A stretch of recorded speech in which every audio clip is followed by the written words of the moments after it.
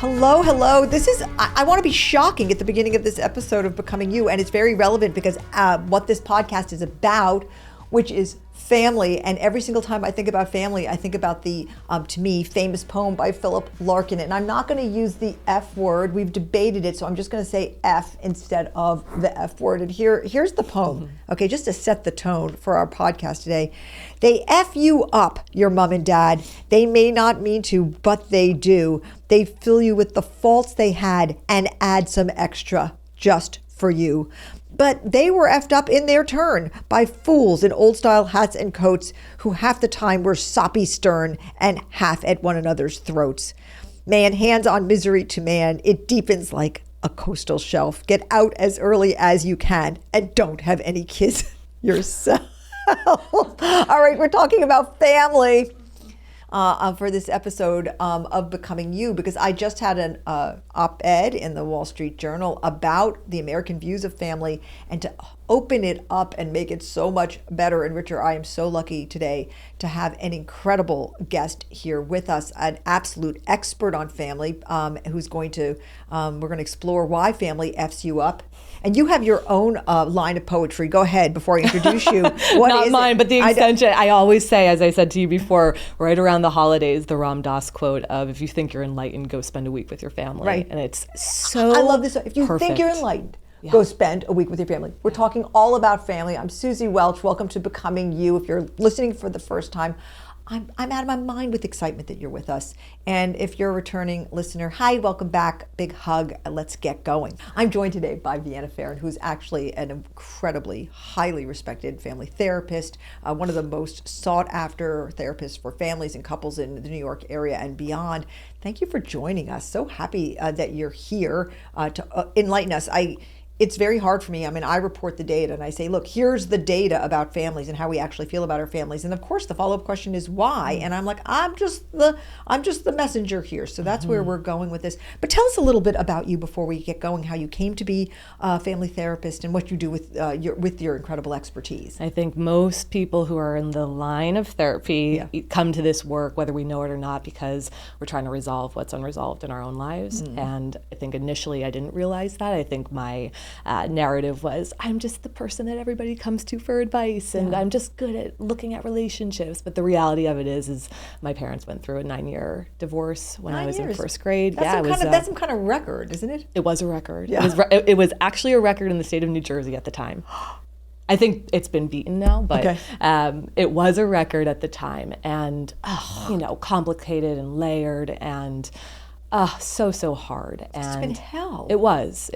But for a really long time, I pretended like it wasn't. Yeah. I'm an only child, so I was the only kiddo in the family system that was experiencing all of the stuff. And I was the observer, the viewer, the witnesser of all the things. The victim. It was a lot. It was a lot. And, my survival strategy, my protective mechanism was to fly under the radar, get good at the things that I did, and pretend like I was fine and I was unaffected. Under that was a real desire to understand what makes some relationships work and what makes some relationships not work. Yeah. In that, I went and became a marriage and family therapist. Yeah. I have a book called The Origins of You, How Breaking Family Patterns Can Liberate the Way We Live and Love. And I talk about our childhoods. Yeah. And, obviously we know it's what shapes the way that we relate to love and communication and conflict and boundaries and navigating all of those things. But that we accrue wounds through our childhood. I'm sorry, I keep on, as you're speaking, I'm thinking to myself, they F you up, your mom and dad, they don't mean to, but they do. I mean, this is exactly, sometimes the parents with the best intentions leave these wounds that we perpetuate forward. One of my favorite New Yorker cartoons of all time was, they showed sort of two people looking through a window, and the sign above a large auditorium says Convention of Functional Families, and the hall is completely empty. So are there successful functional families? I think there are some successful functional families, but I think what it requires is that the adults, the people in the family system are really willing to look at themselves, right? I think it really requires responsibility and ownership and accountability. We are not perfect, right? But to be in relationship well, right, means I can say I'm sorry, or I can say I really see that I hurt you in this way. I think actually probably true of you and probably true of everybody listening to this, is that one of the gigantic motivators and engines of my life has been trying to rewrite the script to create a healthy family. Sure. It's our life's work. That is, I agree. Okay. I agree. And so I think, to your point, to discern between an entire family system being functional versus getting to a place where you can have functional relationships individually with people, I think that's worth discerning, because I do think that we can get to a place where we have, where we get to a place of acceptance, where there's grace, where there's compassion, but there's also the ownership, accountability, and responsibility. Right, where you can actually be going home for a holiday and not have a sick feeling in your stomach. Yes. Right. All right, so let's talk about this, because it's sort of related to my data. I was gathering, we look at our data from the Values Bridge, which you took, by the way, thank you. Yeah. We have 100,000 data points. It's a gigantic data set about values, probably the largest of its kind. And we were looking at all the data. Of course, we have 16 different values to look at. And as Thanksgiving was approaching, I thought, gee, I wonder what the scoop is with family. And so we have a wonderful team of data scientists, and I asked them to cut the data every which way but sideways. And I went into it thinking, the American narrative is that family comes first. And in fact, it's not just the American narrative. If you went to Italy, they would say family comes. And what culture in the world says family doesn't matter? I mean, all around the world. I mean, in many Asian cultures, we talk about. I mean, it's almost sort of a universal family comes first. And lo and behold, what does the data show? Okay, we took a look at it, and one of the things that we looked at was a data point is like, what percentage of the population across, and we looked at it by generation, but it was pretty similar across all generations. What percentage has family as their number one value? And the number was 11%. Wow. Okay, were you surprised when you saw that data point? I'm more surprised that you find it across generations. Okay. I think, you talk a lot about eudaimonia on the show. I've heard you discuss that, and I think what I have seen is sort of how I've understood it when you describe it, right, is this like checking in with oneself of like, what does self-care look like in this moment, it's like, right? What feels good? What feels good? Is it good for me? Does it align with me to go and spend time with people who activate me, who trigger me, who don't respect my boundaries, who whatever, fill in the blank, right? And so I think when we look at it from that angle, the people who are asking themselves, will this enhance my day, or will it make my day worse? Will it make me feel good, or will it make me feel horrible? Is it going to be something that re-wounds me, or is it going to be a peaceful, easeful experience? Here's the thing, Vienna, is that when I was coming up and along, you had those questions, but you went and saw your family anyway. Right. And you still claim family came first. Right. But I think generationally, eudaimonia, which is the value of self-care, personal flourishing, what feels good to you, is a top value, a top 5 values for 62% of respondents. 62%. Okay, so I think what's happening is there's an interplay between values, of course, and so eudaimonia has risen. Yes. And therefore, family centrism. People are saying less.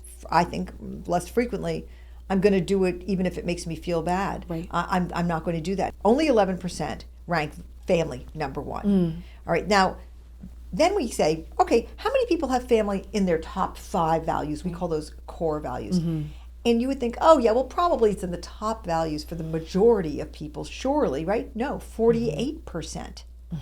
You have to remember that the folks who are valuing eudaimonia are in a family, right? Yes, of and course. so those folks who are now experiencing their children prioritizing their self-care and telling them, Mom, Dad, I don't like that you did this, or I'm not coming home, or I'm going to spend it with friends, or I'm going to go do this instead. Right? They're experiencing that. And I wonder if that's something that actually then impacts the other generation, saying, well, I don't have a great relationship with my children, or they're not prioritizing me, so why would I prioritize them? Or if we're there's a lot of narratives that I think have come up in the world of social media.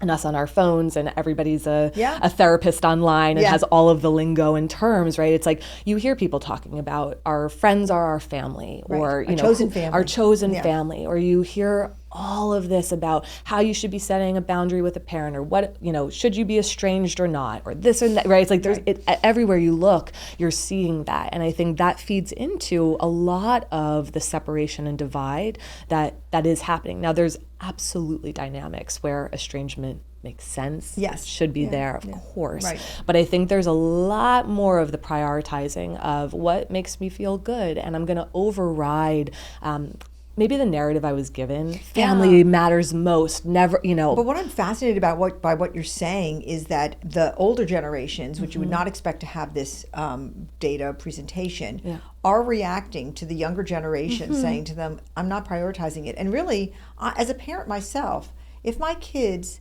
said to me, family's just not that important, started expressing that, I think that the only reaction, you can't force your kids to want to have family as a priority. You have no choice but then to deprioritize it in your life. And I actually have friends whose kids did that. They basically said, we're not coming home for Thanksgiving. We're all going to be with our chosen family or whatever. And the parents, who were very, very, used to appear to me to be highly family-centric, went on Thanksgiving and they took a safari. They actually deprioritized family. They said, what can we do? Right. You can't make your kids value family. So I think you're right. There may be what's going on here is a chain reaction. I think there is a chain reaction. I know that it is heartbreaking for parents. I know, there is so much that parents tend to sacrifice. There's so much that is given in those early years. And I think a lot of people, not everyone, but a lot of people go into having children for loads of reasons. But I think one of them is that when we are older, right, here's what our relationship is going to look like, right? There's a fantasy of what that adult child and parent relationship is going to be. Whether it's best friends or, we're going to get to do things together or you're going to care for me in some way similar to how I cared for you. And when that doesn't happen, I think that there is a tremendous amount of disappointment, letdown, sometimes resentment. I mean, I have seen this with my own eyes. I have a really good friend, and her son went into therapy, and then for reasons that he never explained to her, he told her that he wanted an estrangement. And as you said, online now, there's all sorts of conversations about chosen estrangement, where your child actually informs you, we're going to now be estranged, like officially estranged. And he did that to her without explanation. After 5 years, it repaired itself because of a bunch of events that happened that drew them back together again, involving health. But those 5 years were like a death for her. Absolutely. She was every day brokenhearted and devastated. But here's the thing. She had no ability or permission to tell him. He dropped the wall. I mean, you have no agency. You can't change that. I think we don't know how to repair relationships. And we don't know how to move through hard things that have been building up and have festered over the decades, right? Because a lot of times what happens is, as I was saying before, we have this wounding that happens in our childhood, right? Yeah. And maybe we didn't feel prioritized by you as a parent, or maybe you made me feel worthless, or like I was only valuable if I was perfect, or I looked a certain way, or I got straight A's, or I was the best athlete on the field, right? Or you didn't like our differences, and I never felt like I belonged in this family. Okay. And so when those things aren't addressed, right, which I find that the older generation really does struggle to acknowledge. A lot of times it moves into a victim space. Right. Oh, I guess I was the terrible mother, wasn't I? Right? It moves into this space where they become so self-protective, which is what we do in relationship. Right. That's not a relational answer. Right. We have to be able to move from self-protection into relational protection. And that's what I see as a huge divide. I know you love the word bridge. The bridge, to having healthy relationships is for us to be able to tend to these things that we are sharing with each other, hear the feedback without it being something that plummets our worth or plummets us as an individual. It all comes back to the bridge, right? I mean, it took me a long time to come up with the name of the tool. I struggled and searched. And finally, it dawned on me the whole point was to create a language where people could cross a bridge and talk to each other about values differences. But the point you make is you make so many interesting points, but the point that I'm riveted by is that the reason why these people are sort of deprioritizing family is because they don't know how to fix broken relationships. There's just no skills. And maybe that's always been true, but now people are willing to, or people have more permission to come out and say, that relationship's broken. It doesn't serve me. It's celebrated more too. Right. You get the approval from your peers and the folks around you who are saying, good for you. You should set that boundary. Stand up for yourself. You're not in a hurtful, harmful relationship anymore. And I think what is atrophied or maybe was just never strong to begin with is emotional maturity. Right. We lack emotional maturity. Yeah. And when that is not there, Right. it's so hard to mend or bridge relationships. Right. It's nearly impossible. We don't have the skill set to hold ourselves up in Right. high enough regard to be able to hear somebody's feedback to Yes. us. And that's the thing that's disconnecting. Look, there's probably plenty of little paths we could go down on this topic, but this is the one that I see happening. And then when I talk to the parents, Right. of adult children, right? It's like there is a immaturity there, Right. Where they can't quite put down that self-protection, Right. to meet them there. Right. And so what happens is, I don't want to be around you. Right. I don't want to be close to you. Walking in, you're going to make the same comment that you've made for the last 30 some years. Oh, so interesting. And yet people drive to their, or fly to their family Thanksgivings. I've always often thought it would be really funny to sort of get snippets from planes, trains, and automobiles of people talking to their families as they're going to a family reunion of all the things that and then yet we go and we sit down and we make it through that meal because there's some sort of larger societal narrative that that's what you do. What I should do. And yet people are suffering and all these open wounds are everywhere. Well, what you'll hear from people who are not going home Yes. for the holidays is, I feel embarrassed and ashamed when I tell people that I'm not going to see That's my right. family. That's right. Right. And so it's not this we might say, oh, good for you, amazing, Right. you're standing up for yourself. But there is still something that happens in the inner world that says, oh gosh, I don't have that family. I think it's so true. I think that people, even though it doesn't feel good, there is this mass migration on the holidays where people go because they cannot bear to say they're not going. You rather feel bad sitting at the Thanksgiving dinner I had an uncle, he's no longer with us, who it felt very personal that every single time he was with me, he said some terrible things. Like I remember one time he said to me right after I got into college, I was really proud I'd gotten into Harvard, and we were all gathered at Christmas, and it was Thanksgiving, and he said in front of the whole family, "How does it feel to have gotten into Harvard just because you're a girl?" Like he was like an expert in finding like the button to push on me, and yet every year I showed up knowing he was going to be there because the alternative was to say to people, in a way, I have no family to go to. Yeah. And so we do I'm going to sit lonely while I mean, not when you were at that age scrolling Instagram but like sit alone and watch everybody else, show that they're having these wonderful celebrations, which may or not have been true at the time, but still you're watching it. We say family's important, and that's the great big myth. I mean, that's why the data that I reported is kind of has a little gasp factor to it, and why there was such a reaction to it is because, what? Isn't family much more important? But the reality is for almost everybody, I mean 90%, right?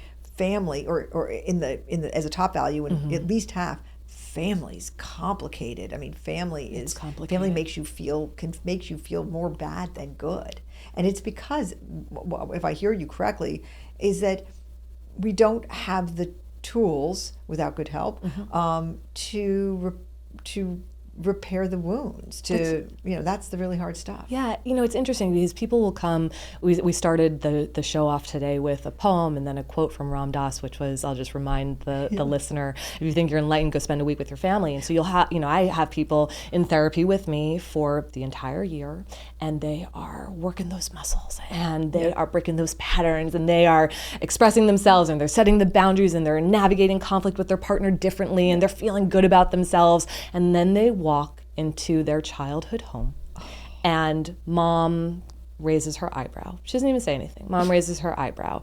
Or dad, you hear dad pop the top off of another beer. Right. Or, your brother makes a snide comment like your uncle used to, right? And all of a sudden, your nervous system, which is constantly scanning for whether or not things are safe, dangerous, or life-threatening, says, whoop, we've got a whole database here of information because we lived together for a really long time and we have a big old history together, and I'm scanning and I know what that look means. You're judging me, you've got something to say about my outfit, you're going to comment on my weight, here we go again. Dad's about to get wasted and now I'm going to feel awkward, and my brother's an asshole, and boom, all the things, and now I need to go into a place of self-protection. And it happens like that. We know that, right? It's an instant. And so boom, all the things that we have been practicing about about, okay, Yes. how do I want to engage with people? I'm not going to get caught in this dysfunctional dance with you. And then all of a sudden we do. I know. Because we don't feel safe there. How do we get out of it? Well, I think it's a lot to do with the checking in of, I know this is going to sound, this word I think has more of a negative connotation to it, but can I tolerate this and still actually feel okay, right? Yeah. And I also think, so I'd say the checking in and where are my boundaries and what's going to work for me? Yeah. Like, do I go and spend the night? Do I only go for the 5 hours? What am I doing here that's going to help me be okay in this situation? Yeah. But I also think, and look, this is coming from a therapist, so take it for what you want it to be. But I really think that the more healing that we do around our origin wounds, right, so in my book I talk about the 5 origin wounds, which are worthiness, belonging, prioritization, Wait, go trust. slow. What are they? What are the 5 origin wounds? Worthiness, right? So when I sat down to write the book, I said, okay, like, can I put the human experience sort of in like these buckets? Right. These are my words. What I feel like we come up against in our family of origins is, do I feel worthy? Okay. Right? Do I feel important, valued in this space? You know, I want to say, as you're saying this, I just want to tell you what's going on in my mind. My regular listeners know that my brain has been wired by my granddaughter, who's now the absolute best. When I talk to her every day, and I sing a song to her called "The Best Part of My Day is You, You, You," and now it has a second verse, which is "The best part of the world is you, you, you." Yeah. So as you say these, I'm going to be listening to whether or not any of these wounds are being visited on her, because if they are, I'm going to go and get her. Okay, so which and she's the best parents in the world, gift. by the way. Truly, I really mean that. What a gift to say, I'm willing to reflect on this and to see, is there anything that I am doing that could ever make you feel this way? Right, because parents, you're too busy to do it. But maybe this is the role for grandparents. Because I would encourage parents to do it too. also, right? But grandparents get a little more. I want to tell you right now that ship has sailed for me. So okay, all right. So worthiness. So worthiness. Where you made feel worthy. Okay. It makes me feel valued here, and not because I am performing, not because I'm pleasing, not because I'm serving a role. A lot of times, a worthiness wound will develop because of conditional love. Right. Okay. So just her sheer showing up.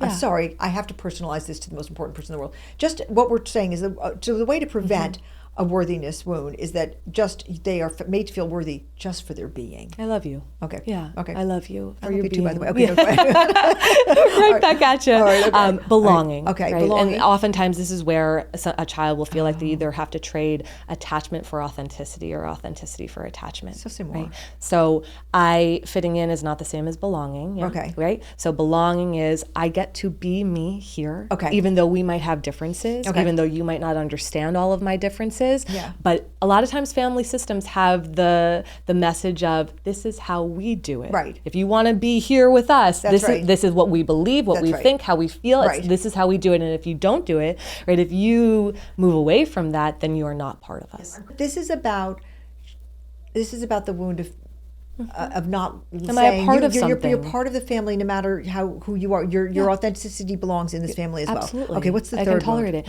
Prioritization. Okay. Right? Am I important to the most important people in my life? Or are my parents and caretakers chronically prioritizing other things over me? Okay. I know. I did that. I did it.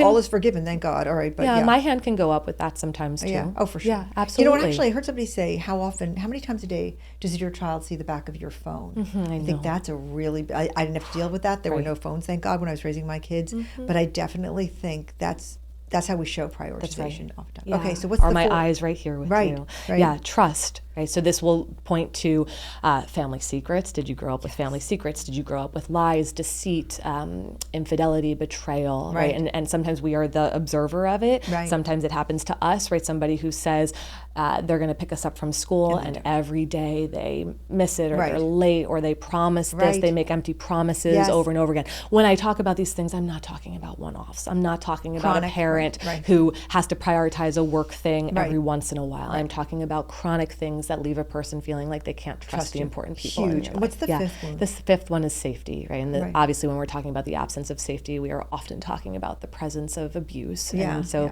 it's a really touchy and tender one. But that my safety and my well-being is not protected. Right.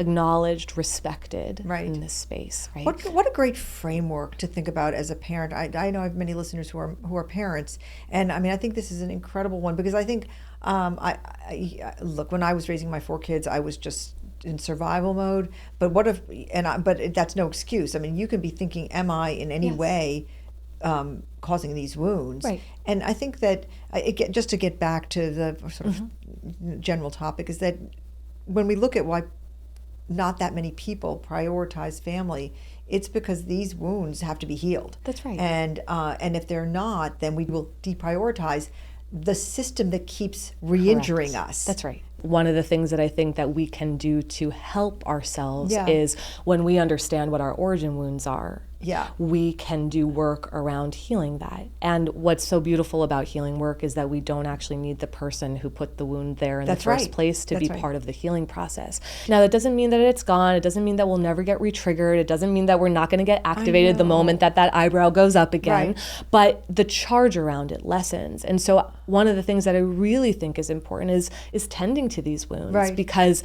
as we do that, our ability to accept who is in front of us, Right. or not, Right. right, is to say, I see your limitations. You can't do what I would really love for you to do, which Right. is acknowledge me and maybe apologize to me Right. and all of this. But you have a limitation. You can't go there Right. for whatever the reason. I don't need to understand it. Yeah. And if I am choosing to accept that, then how do I want to interact with you? And now that might not be my favorite, best, most ideal version of what our I relationship know. Wouldn't it is. have been great to right? have it a different way? But this is Absolutely. what it is. Right. But I think that's if you don't want to never see your parents again Right. or be estranged, which, by the way, most people don't. No, right? estrangement Most is people terrible. don't. I mean, and what you're saying is it's in you. You don't need the other person to make this happen, which I think is very freeing. It's like the other person doesn't have to even cooperate with this. You can get to a place where you understand the origin of the wounds and you can make an accommodation to it where you say, you've got your limitations. It's not going to be the relationship I wanted, but you can't re-injure me. Look, it requires grief. You know, that's a yeah. huge part of this Yeah. work is to grieve both some of the things that we've lost along the way and then also the fantasy of what the relationship Right. might be. Oh, so true. And, you know, that is so hard. But I would really encourage people to, we're going to have listeners from both of us, right, to both take the origin wound quiz and then take this values bridge quiz too. They should go together. Yes. Yes, we'll make sure that we post your Yeah, quiz. because I think that is one of yeah. those things of like, okay, what do I value? And then what's the work that needs to be done? I love that it's in your hands. I'm sorry, I shouldn't be doing this. I'm so personalizing it right now. When you said that thing about grief, I was so struck by it because when my dad died, I cried so much more than you would expect given our relationship. Yeah.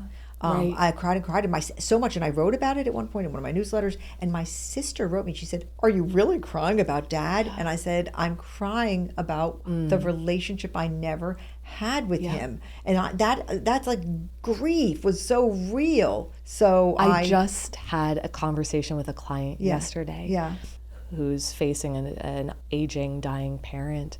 And we talked about the grief of seeing them not get to a place of resolution, both within their own lives and then within the dynamic. Because I think we all hope that at least by the end of life that we will have resolved Doesn't always something. work out And that it doesn't always. And it's very painful to experience it and to also bear witness to it. I know. But the good news is where family falls as a value to you doesn't have to come with pain. And I think that what we're seeing from the data is that the majority of Americans do not have family as a top value. And I understand so much better from speaking to you the reasons for that. But I also understand this other thing, which is that it doesn't have to be a source of pain. And it doesn't have to, there are tools like understanding what the source of the wound is, tools like the values bridge, which help you understand what your actual values are.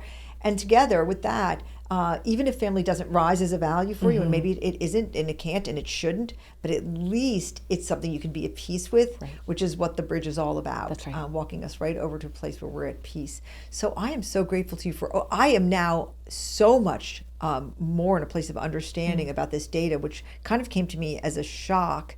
But now it's so much less so. So thank you for explaining that. Now I have to go back and personally think about everything you said in terms of my own childhood wounds and the ones I inflicted on my poor children. So anyway, Thank you so much for opening my eyes and the eyes of my listeners. I hope you come back again sometime and talk to us again. Tell us how we can get more of you. My main channel on the socials is Instagram, so you can find me at mindfulmft, as in marriage family therapy, NewYorkCouplesCounseling.com, ViennaPharaon.com, and then we have that origin wound quiz. That's a free quiz, very similar to what you have out in the world too, which helps you identify your primary origin wound and then supports you. And then we've got something fun coming out in January, which is a wound workbooks that will really help people guide through that healing process. Thank you so much. Enjoy your family as much as you want and can. Yes, and that's true for all of us. Take good care, Suzy. I'll see you next week.